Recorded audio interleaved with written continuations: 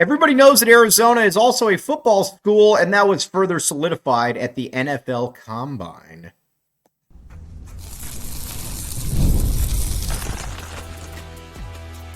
You are Locked On Wildcats, your daily podcast on the Arizona Wildcats.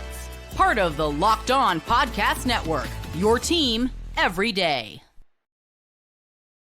Thanks for keeping it locked on Wildcats and making this your first listen of the day. I am your host, Mike Luke, locked on your show every day. All right, we're going to talk about a little U of A football this show because, like I said, everybody knows that Arizona is a football school, and the first thing that we need to do is talk about the NFL Combine and what happened. Now, Tetairoa McMillan, you know you're really good when you don't even perform at the Combine and you still impress. So let's talk about T-Mac first. Listen, everybody knows that T-Mac is a generational talent that came through the U of A.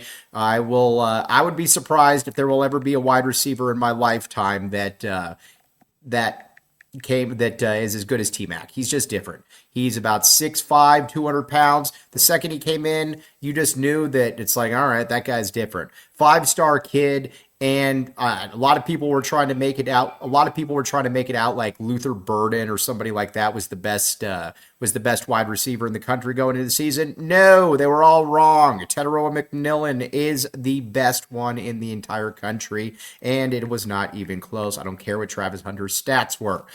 T-Mac, and on top of that, T-Mac just basically checks off every single box. He is big. He is fast. He catches everything. The vaunted catch radius that everybody likes to talk about is it's top notch. It's ideal. He's just, like I said, he is a fantastic football player. He was meant to play football. That's what he does, and that is who he is, and that is what he does.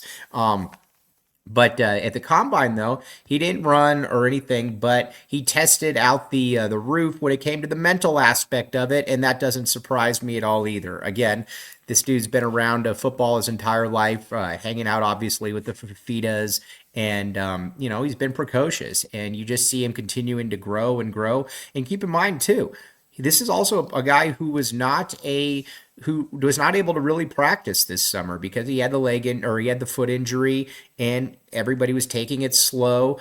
But when he hit the football field, he was good to go. And it's really a testament to how good he was that he was able to dominate in such a manner without having really much of an offense around him. I mean, we talked about it all year, but this offense was an absolute joke.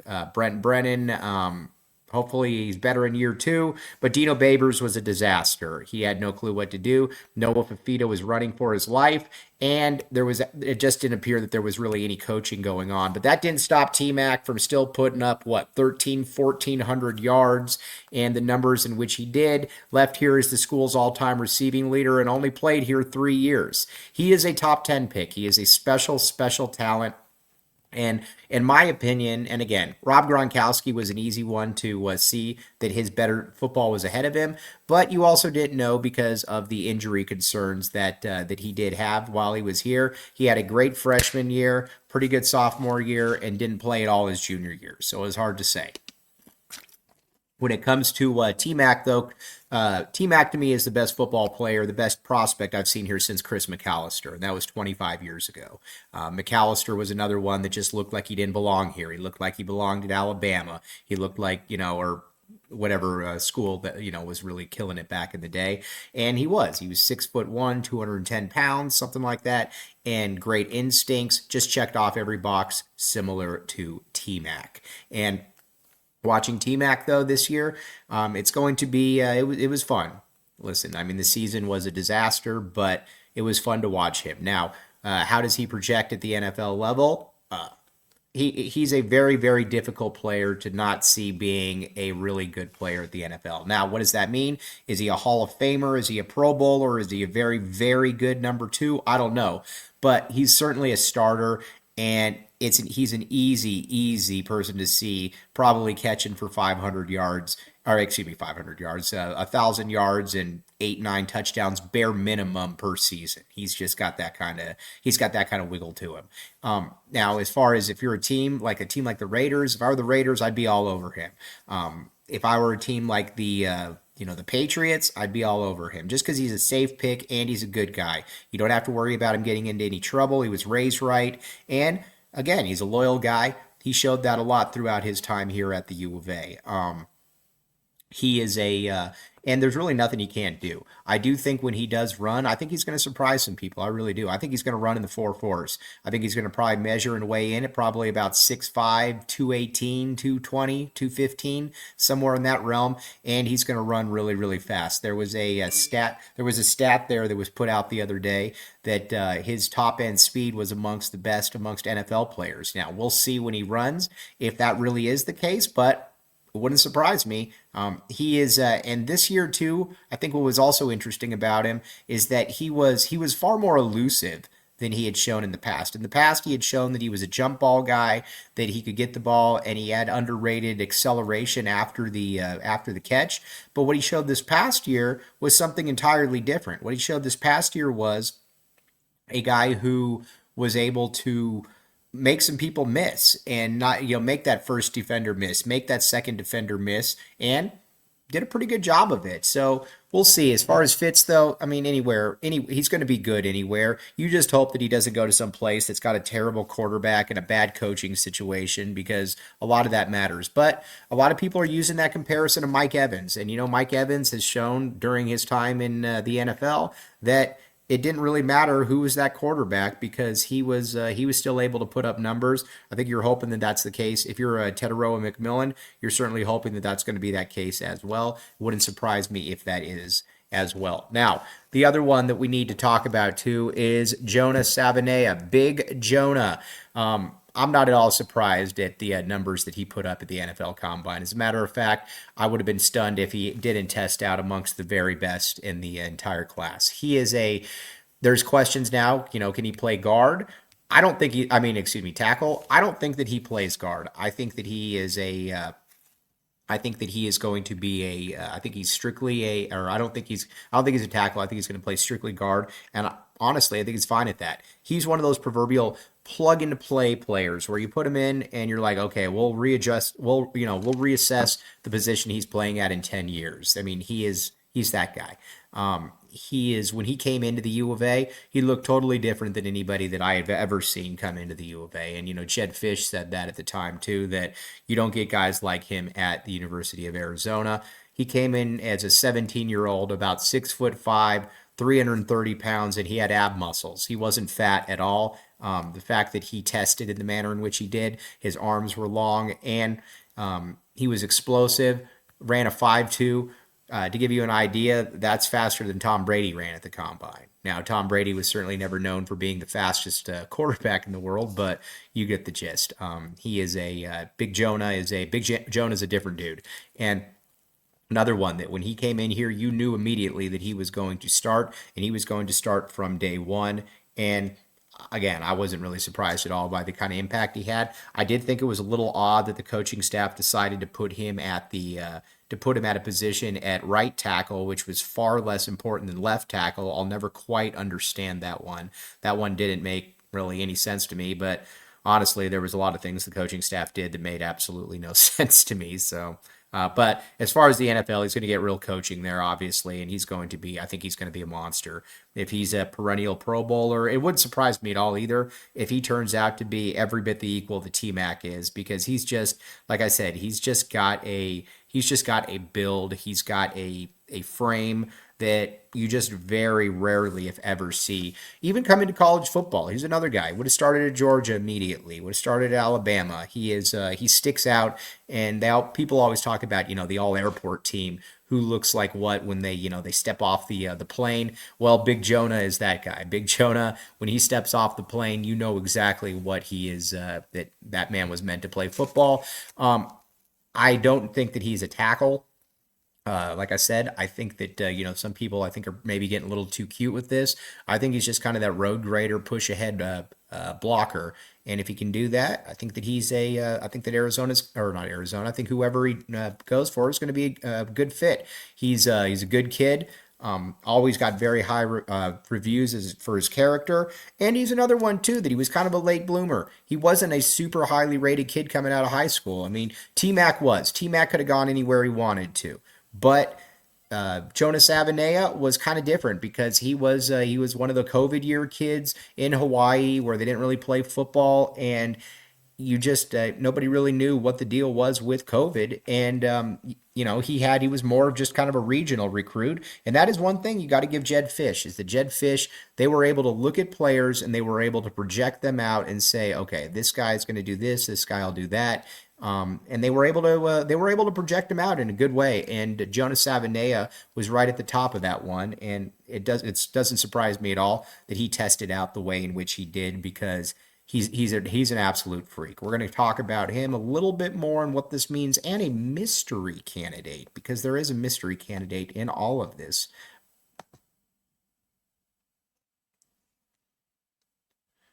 But first, prize picks. Okay, here's the deal. March is here. You know what that means? March Madness. March basketball is here, and there's no better way to get in on the action than with Prize Picks, the best place for fantasy sports. Now, here's the cool thing. Let's say that you're watching the Los Angeles Lakers, and you're like, okay, man, I think Luka Doncic is going to have a huge game assisting LeBron James. Probably going to be the case. Let's say that you want over 10 assists from Luka Doncic and you want over 27 points for LeBron James. Just throwing an example out there. You can put those together on Prize Picks. That's the best part about it. You can go with it and say, okay, I think this player is going to do this. I think this player is going to do that. And then you can parlay them together and you turn them into something really, really fun. That's called building your lineups. Now, download the app today and use code LOCKEDONCollege to get $50 instantly after you play your first $5 lineup. The code LOCKEDONCollege for $50 instantly after you play your first $5 lineup. Again, Prize Picks, run your game. It's fun. Like I said, you can really take a liking into seeing where certain players are going to play, which ones you think are going to excel at that point. And you do exactly that at Prize Picks. Again, check it out, Prize Picks.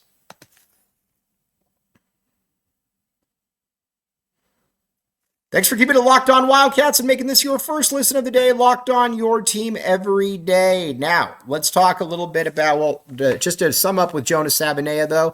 Jonah Savaiinaea, Jordan Morgan, T-Mac. If Arizona was able to get 3 first-round picks in 2 years, I think that would be a real feather in the cap for the university and the program. It's never been done before. The closest was back in 1998-99, where Chris McAllister was a top 10 pick. Then you had Trunk Candidate, that was the last pick in the first round. Then you had Dennis Northcutt, the first pick in the second round. But that wasn't the case at Arizona. This is an opportunity. T-Mac's obviously going in the first round. Big Jonah should go in the first round, and that would be kind of a cool little feather in the cap. So we'll see how that plays out. Now, there are a couple guys in this that I think are interesting, and the first one is Jacory Croskey Merritt. I think he merits a mention. Now, Jacory Croskey Merritt is an interesting story. Kind of got caught with his hand in the cookie jar, trying to get an extra year of eligibility to come play at the U of A. Got the one game. You saw how good he was in that one game. He's just different. And then he wasn't able to play after that. Then you saw in the Senior Bowl where he was the MVP. He was explosive. He was fast. He looked like a starting NFL running back. We've interviewed Alonzo Carter before, and I asked him about it, and I said, is he a starting NFL running back? And he said, I think he can be. And, Alonzo Carter's been around a lot of guys, and he said that Jacory Croskey Merritt could merit that. And we'll see. But again, I think he's probably going to be a 4th, 5th, 6th round type guy. And I think he's going to go into camp, and it wouldn't surprise me at all if he really, really surprises some people, because he's a different kind of guy. Again, he's not necessarily in that T-Mac Jonah Savaiinaea class, but I do think that it's fair to say that had he played this whole year, you're probably looking at 1,400 yards, 5, 6, 7 yards per pop, and a guy that's all conference. I think that he had that kind of potential I think he had that kind of potential to him. So he's going to be fun to watch play. I'm also going to be curious to see what he runs, but he's a bigger guy. He's you saw what he did at New Mexico, then you saw what he did in that first game at Arizona. There's a lot of talent there, and I think a team that does draft him is going to get a really, really good player out of it. Now, the other one, too, that we got to talk about is Tyler Loop. Okay, Tyler Loop. Tyler Loop is one of the better kickers to ever come through here. Tyler Loop is amazing. Tyler Loop is, you talk about a guy that could kick field goals from 800 yards. Feels like he was that type of guy that could do exactly that. He is, and again, he was accurate as well. Not only was he accurate, he was, he was just a good dude. He was the one too that told people that Jed Fish was calling him when he wasn't allowed to. I like that. Nice try, Jed Fish. Nice try, Putz. But he's a starting kicker in the NFL. I mean, he just is. His pops is a good dude as well. And I think that he's probably another one that you can look at and be like, all right, he's probably going to be there at the, I would say probably fifth, sixth round, something like that. I'm a big believer in drafting good kickers, though, especially ones that can kick when it really matters, and he's that guy. Overall, though, I think you're going to see, I think you're probably going to see 4 or 5 U of A guys drafted, and I think that's a big part. I think that's a big part of all of this. He's also a player that just does things the right way. Came in here, didn't have a lot of hype, didn't have a lot of fanfare, but Arizona is also. You could make the case that there's a lot of really good kickers. I mean, is Arizona kicker you? Let me ask you that. Because again, in the NFL, you got Nick Folk. You got Lucas Havrasek. You've got you're gonna have Tyler Loop. You're also gonna have some other guys. You've also had some other guys too in the past, obviously, that were very good as well. I think he's gonna find his way onto a roster. It wouldn't surprise me at all if he's an impact player. One thing that you got to do also too is you got to give I hate doing it, but you got to give Jed Fish a lot of credit in that he put a lot of talent onto this football field. Last year or the year before, excuse me, that might have been the most talented team in U of A history. Because I think you're going to look at it and be like, all right, well, you had a first round pick in Jordan Morgan on the line. You also had another first round pick in Jonah Savaiinaea. Jacob Cowing was picked. Tanner McLaughlin was picked. T-Mac was picked. Jonah Coleman, whenever he enters, he's going to be an NFL guy. Also, you're also going to see. I think what you're at, where you're at when it comes to the defense, and I think that's something that's going to be. I think that's something that's going to be right. So we'll find out. Also.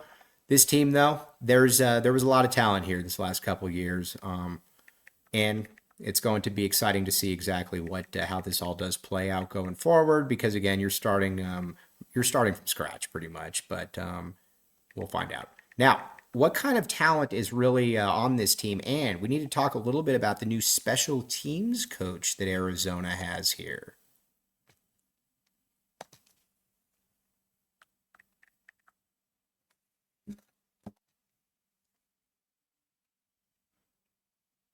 Thanks for keeping it locked on Wildcats and making this your first listen of the day. I am your host, Mike Luke. All right, now Arizona's also got a new special teams coach here. You've got, let's see here, Craig Naviar from special teams guy. He was the defensive coordinator, safeties coach at Coastal Carolina.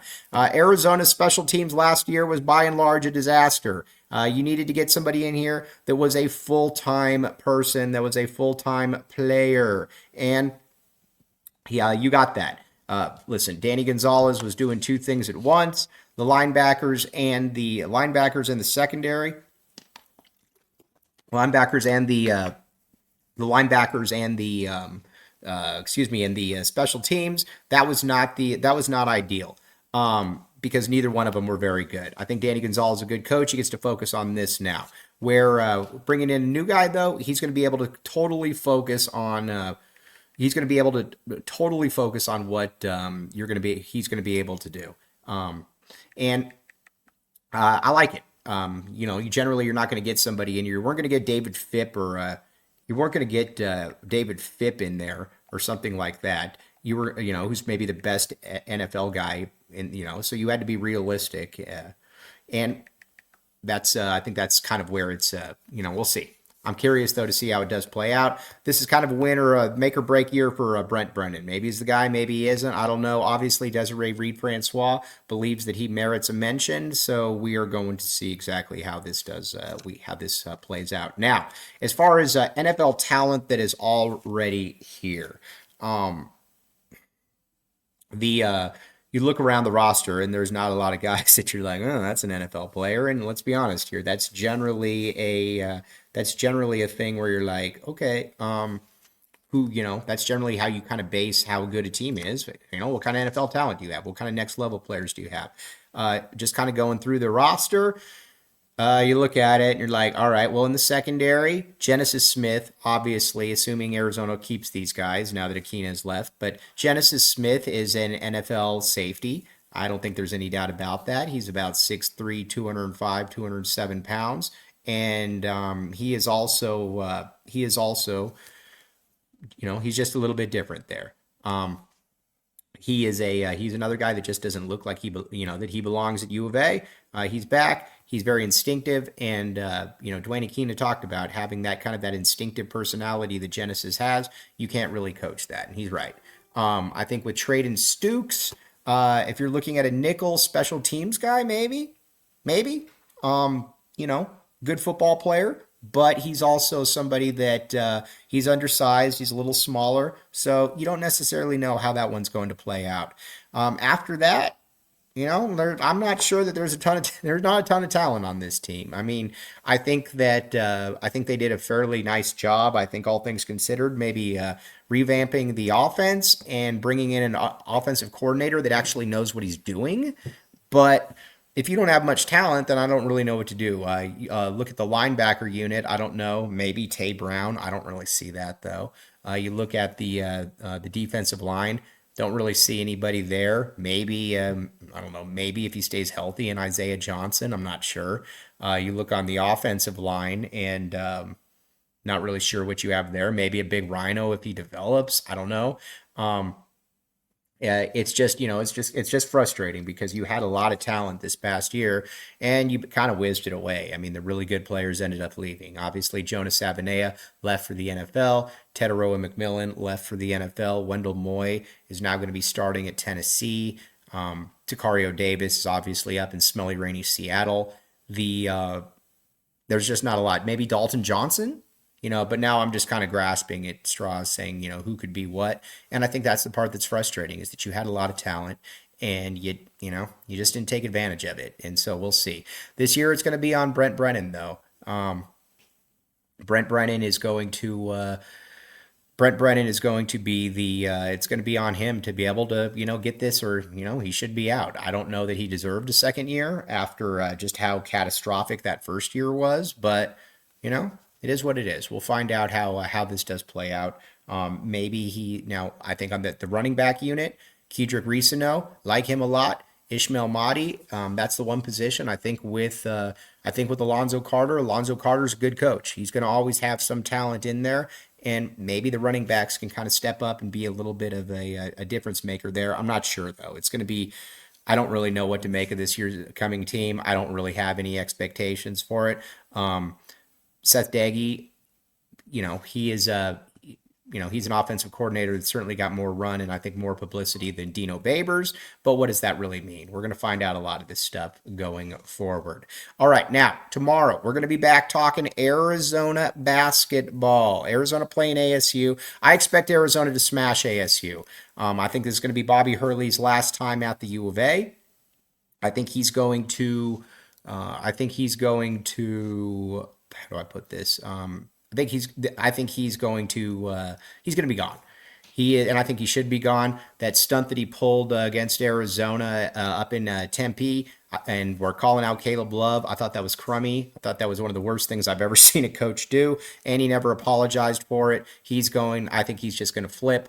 And I think if you're Graham Rossini, you have to look at it and say that we have to make something else happen here as well. We got to move on from this guy because not only is he not good, he is embarrassing the program as well. But so there we go. I'm going Arizona big in this game. I'm going Arizona 83. I'm going ASU 66. I think this game's going to be over, and I think it's going to be over fairly quickly. Hopefully Arizona doesn't let them back in. But on that note, though, very much appreciate you all making Locked On Wildcats your first listen of the day. Locked On, your team every day. Keep in mind, we're going to be back with you on the post game, breaking down everything Arizona ASU. You have a great rest of your Tuesday.